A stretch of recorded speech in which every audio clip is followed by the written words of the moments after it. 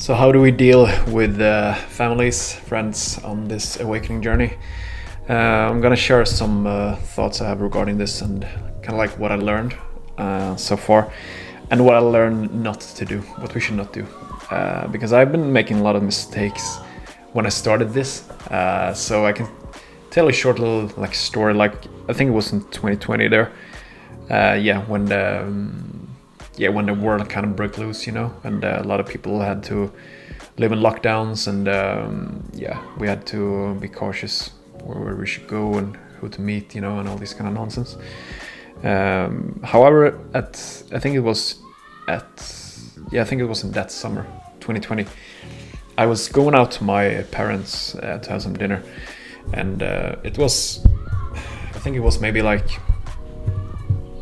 prior to me going out there, I've been like talking a lot with my best friend, and he sent me a lot of video documentaries, a lot of stuff regarding what was going on. And I started to, for a few months before that, to really dig deep and really try to understand what was going on. And one thing led to another, and I got really deep.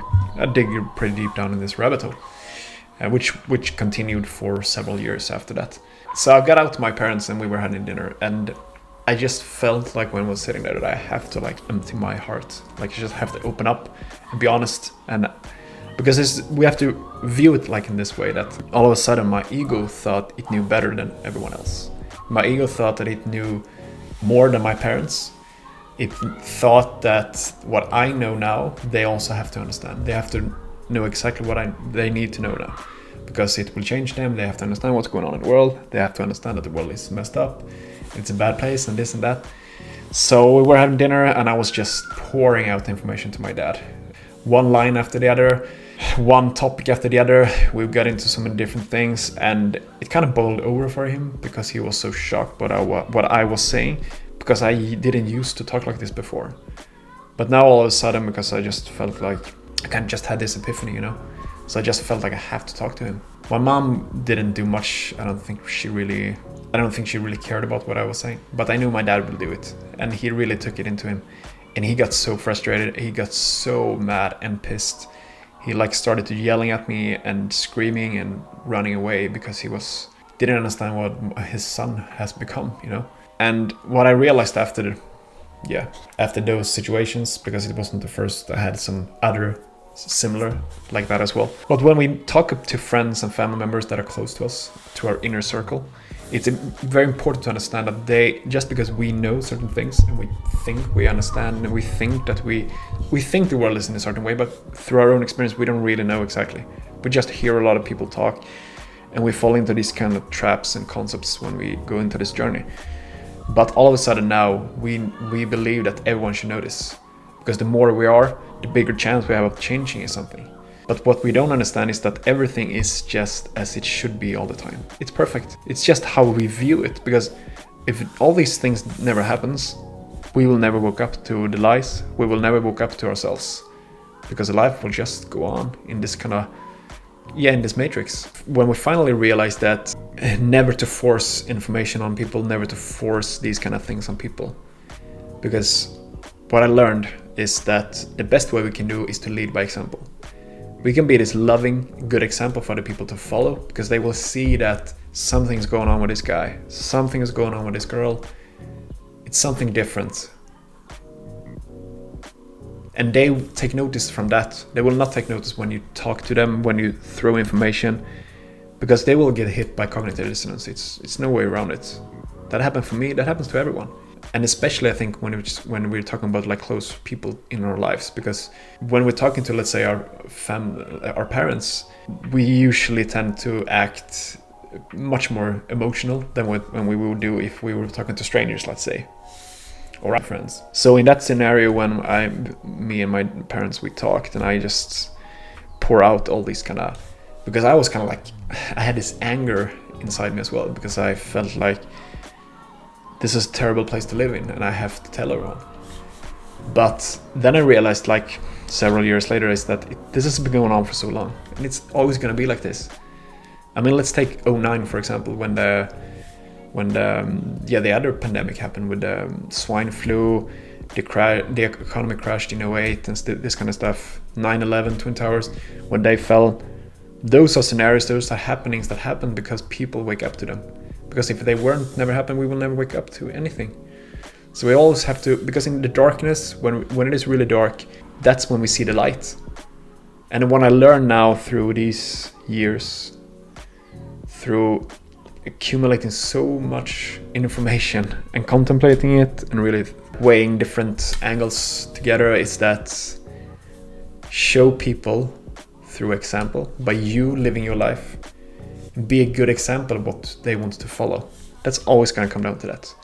It's through the way of my way of living that I've inspired my parents and my friends to eat different, to eat more healthy, to be more careful with what they put into their body. I have never forced anything of that to them. I never said to them that you should definitely not eat that, you can't drink that, you should fast, whatever it is. I just show them with what I do, and they can see that something has changed. He's living much better now, he's much better mood, he has more energy, he looks better. All this kind of stuff, they will take notice from that. But that's not because I'm not forcing it, I'm just living my life.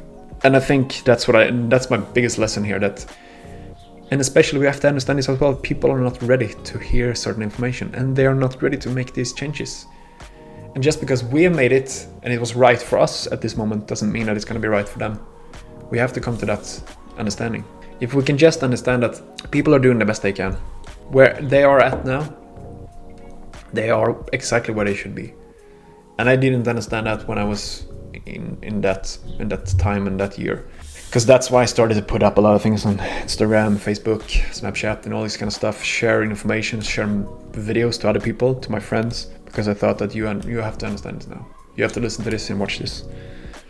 But in their head, they were just living their own life. They were just living the life as any other day, but not for me. And we get so trapped in all these kind of like rabbit holes, it's crazy.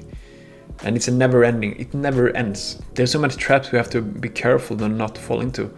And I think this is one of the biggest traps that we all of a sudden feel, our ego feels it knows the best.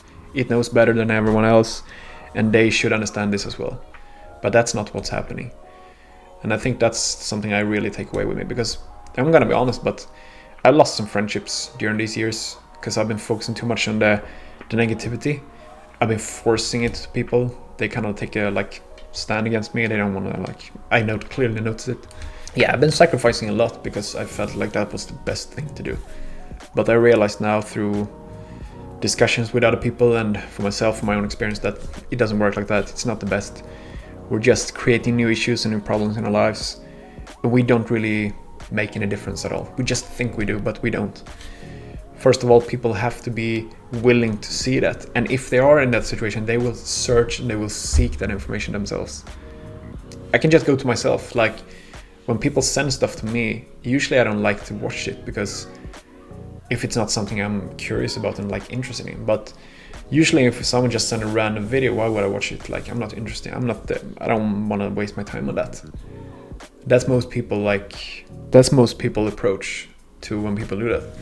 So that's what I think it's just a waste of time. It doesn't make ourselves become better, feel better, or anyone else. It's just the best to leave it as it is and view it that there will come new scenarios in the future when we're moving on that will make people questioning their reality and themselves.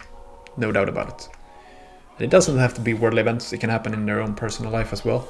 But they will be put to the test. They will be put with certain things in front of them that they will have to face.